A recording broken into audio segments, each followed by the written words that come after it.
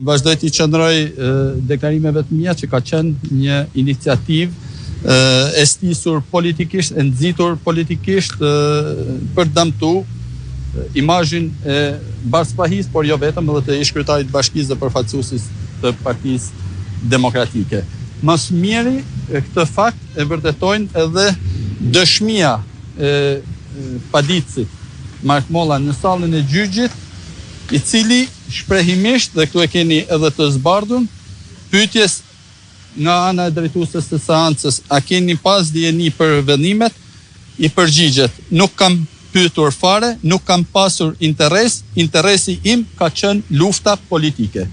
E zbardhur, e zezë, mbi të bardhë, deklarata e paditësit zotit Mark Molla, tregon fare qartë që ky është një proces politik ndaj ish kryetarit të Bashkisë Shkodër dhe deputetit aktual Bardhë-Spahia. U pyeta të dhash dëshmitë e mia, seanca do të vazhdojnë, besoj është gjykata dhe gjyqtarja ajo që vendos si do të vazhdojnë gjykimi në vazhdim, por ajo çfarë është e rëndësishme është që edhe gjatë deklarimeve të mia del në pa fakti që kemi qenë vazhdimisht në jo vetëm në respektim, po edhe në përputhje të plot me ligjin. Ky ka qenë objektivi ynë kryesor, ky ka qenë ylli polar i gjithë aktivitetit tim politik dhe publik në shërbim të qytetarëve të Shkodrës, të cilët më kanë dhënë jo vetëm me 6 mars besimin për t'ju shërbyer atyre,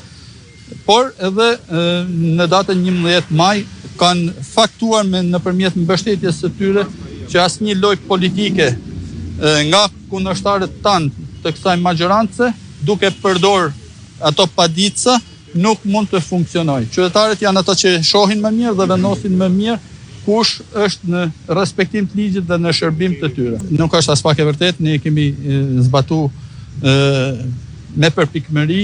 E keni rikthyer në punë zotin Molla? Nuk ka qenë vendim për ta rikthyer në punë. Ka qenë një sigurim pa dje dhe nuk ka lidhje, ne kemi respektuar të gjitha vendimet. Nuk ishte prezente pala tjetër. Ishin prezent vetëm prokuroria. Ne kemi jo vetëm në mënyrë informale, por ky fakt, kjo deklarat e fakton edhe në mënyrë publike që ky gjyq ka nisë një gjyq politik, është stimuluar dhe është le të themi financuar politikisht.